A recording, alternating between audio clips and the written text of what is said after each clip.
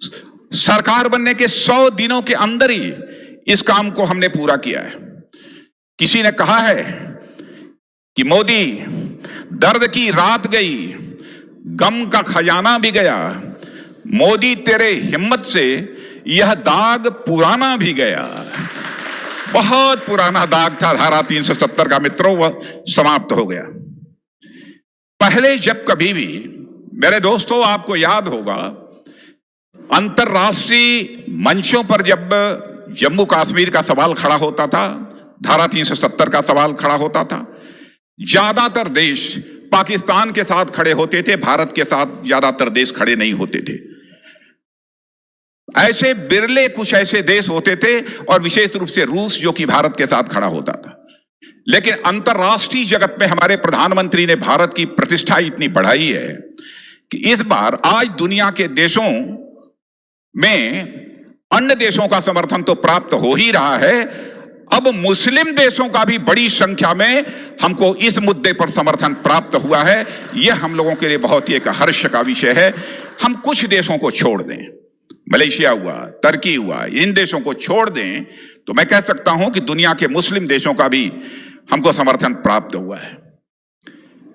पहले आपको याद होगा कि कश्मीर में कश्मीर की आजादी को मुद्दा बनाकर आंदोलन होते थे, तो आंदोलन में बराबर कश्मीर का जो अपना झंडा था वह कश्मीर का झंडा नहीं फहराया जाता था, बल्कि पाकिस्तान और ISIS का झंडा वहां पर फहरते हुए हम सबको दिखाई देते थे।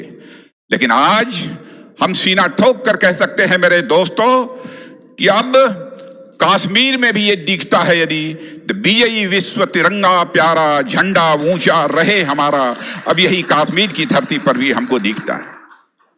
और मैं यहां इस बात की भी चर्चा करना चाहूंगा, अपने श्रद्धेय नेता अटल बिहारी वाजपेयी जी, जो आज हमारे बीच में नहीं है, कश्मीर के प्रश्न पर वह कहते थे कि हम कश्मीरियत, जमहूरियत और इंसानियत में विश्वास करते हैं। मैं यह कहना चाहता हूं कि आज आदरणीय अटल बिहारी वाजपेयी जी हमारे बीच नहीं है, लेकिन हम आज भी इसी सिद्धांत पर कायम हैं। हमारी नजर में कश्मीरियत में हजरत बल भी है, और हमारी नजर में कश्मीरियत में बाबा अमरनाथ भी हैं, यानी हमारे बर्फानी बाबा भी हैं। बहनों भाइयों, बहुत बड़ा काम इस सरकार ने 1 वर्ष के अंदर किया है।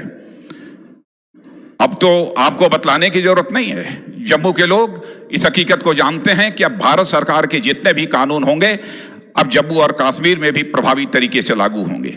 सफाई कर्मियों को, वाल्मीकि समाज को किस प्रकार की जलालत की जिंदगी जीने को मजबूर होना पड़ रहा था, यह आपको मैं बतलाने की जरूरत नहीं है। यहां मैं चर्चा करना चाहूंगा जम्मू और लद्दाख की भी। जम्मू और लद्दाख के लोगों को ऐसा लगता था कि बहुत सारी इसके पहले की भी सरकारें कश्मीर को ज्यादा महत्व देती हैं, जम्मू और लद्दाख इन दोनों की उपेक्षा करती हैं। लेकिन बहनों भाइयों, अब मौसम बदल चुका है। मैं कहना चाहूंगा अब मौसम बदल चुका है, और हमारे चैनल्स भी आपने देखा होगा, मुजफ्फराबाद और गिलगित का तापमान, टेम्परेचर, जिसे हम कहते हैं दर्जाए हरारत बता रहे हैं, अब टेम्परेचर बतला रहे हैं मुजफ्फराबाद की और गिलगित की। इस तरीके से माहौल इस समय बदला हुआ है, और मैं जानता हूं कि यह टेम्परेचर बतलाने के कारण, यह दर्जाए हरारत बताने के कारण अब इस्लामाबाद में भी कुछ हरारत महसूस होने लगी है, और इसलिए वे कुछ ज्यादा शरारत करने पर भी आमादा हैं। लेकिन आप देख रहे होंगे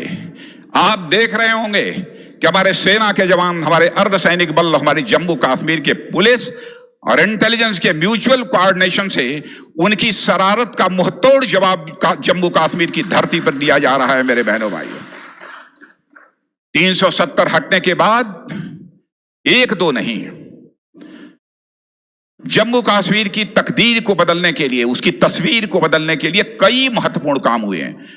मुझे यहां तक याद है लगभग 50 बड़े काम 30 दिनों के अंदर ही सरकार ने घोषित किए हैं। हमारे डॉक्टर जितेंद्र सिंह जी अभी एम्स की चर्चा कर रहे थे, आईआईटी की चर्चा कर रहे थे, आईआईएम की चर्चा कर रहे थे, 6 नए मेडिकल कॉलेज खुल गए। क्या कोई यह कल्पना कर सकता था? 2 सेंट्रल यूनिवर्सिटीज का जम्मू कश्मीर में होना, बहुत सारे राज्य इस हिंदुस्तान में जहां पर कि एक भी सेंट्रल यूनिवर्सिटी नहीं है, लेकिन हमारी सरकार ने जिस तरीके का एक भेदभाव हुआ था जम्मू कश्मीर के साथ, उसको देखते हुए 2 सेंट्रल यूनिवर्सिटी देने का भी फैसला किया। यानी सब मिला जुलाकर मुझे कहना हो तो मैं कह सकता हूं कि हमारी जो सरकार है, उस सरकार में विकास, जम्मू कश्मीर का विकास ये हमारी प्रायोरिटी है, जम्मू कश्मीर का विकास ये हमारी प्राथमिकता है। यह संदेश देने में हम कामयाब रहे हैं।